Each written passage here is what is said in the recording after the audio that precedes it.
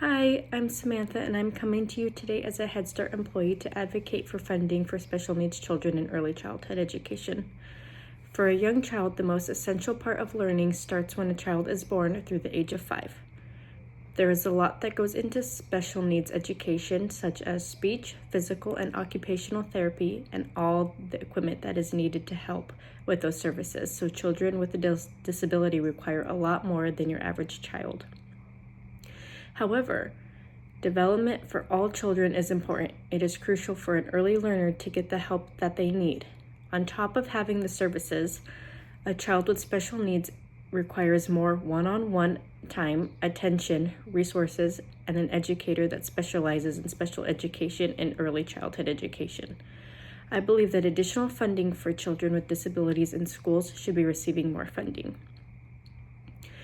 The stakeholders in special education community are the educators. I say this because when it comes to advocating and teaching the children, they have the most at stake.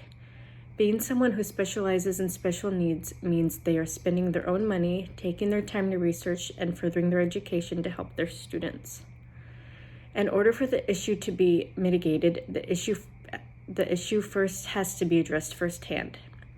Having teachers have hands-on access to research and resources without it coming out of their own pocket will help the student get what they need socially, developmentally, and physically. None of that is free, so having additional funding for the special needs teachers and departments will meet the needs of young children. There is a great number of children with disabilities that are in the school system that does not have the proper resources to help them grow. With the growth in the numbers of students with special needs yearly, alongside the diagnosis of children with special needs, it is within reason to ask for an increase with the funding in public schools for the department. But from what I have seen, with public schools, funding is being decreased, making schools need to cut back on their resources.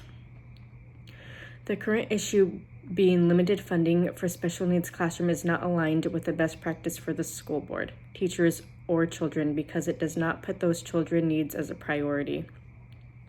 I believe that funding for special education is possible to find with grants, which can lead to not having enough funding for IEP meetings and plans, and when you do not have the funding to put those IEPs in place, special needs students will not be placed in a school that cannot help them get on the correct path. Not having the available funding, you will also not have the staff in the classroom to help with those students or the materials needed. The goal is to help those students have their education experience as normal as possible and feel like a real student, so they get the full potential of their school day. A federal organization that I found that would help with funding special needs in the U.S. is the U.S. Department of Education's Office of Special Education Programs, OSEP. This agency helps provide financial support and leadership to state and other local districts to help increase the outcomes to children with disabilities.